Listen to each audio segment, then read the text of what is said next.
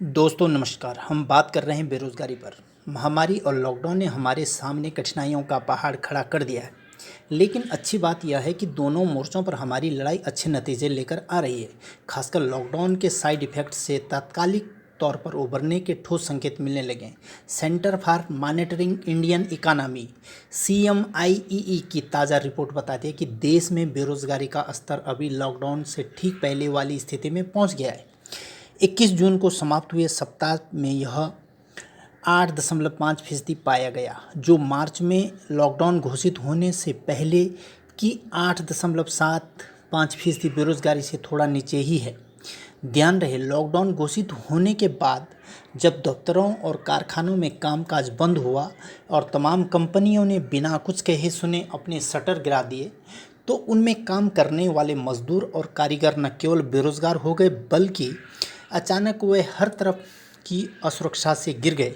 महामारी की दहशत, पैसों की तंगी और काम धंधे की अनिश्चितता ने उन्हें सब छोड़ छाड़ कर अपने गांव की ओर कूच करने को मजबूर कर दिया। इसी का एक परिणाम यह हुआ कि मार्च के 8.7% से बढ़ते बढ़ते देश में बेरोजगारी का स्तर 3 मई को खत्म हुए सप्ताह में 27.1% तक पहुंच गया। लेकिन इसके बाद हालात सुधरने शुरू हुए। खासतौर पर जून के इन 3 हफ्तों में बेरोजगारी गिरती हुई 17.5% और 11.6% के बाद 8.5% पर आ गई।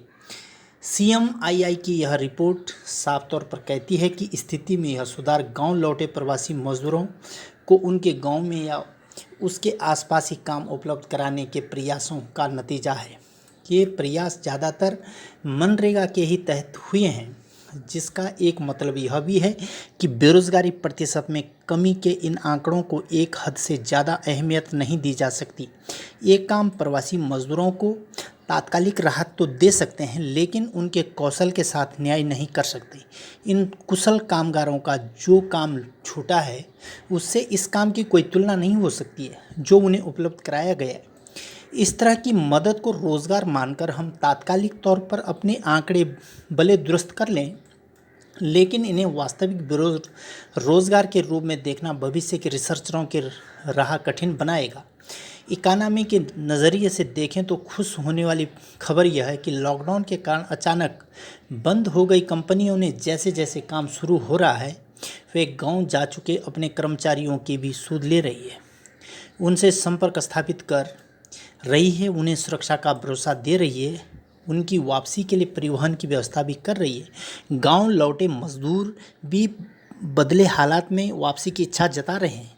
इस प्रक्रिया में एम्प्लॉयर और एम्प्लॉई के बीच विश्वास बहाल हो जाए तो अर्थव्यवस्था को पटरी पर लौटाने की दिशा में यह जरूर एक ठोस कदम होगा।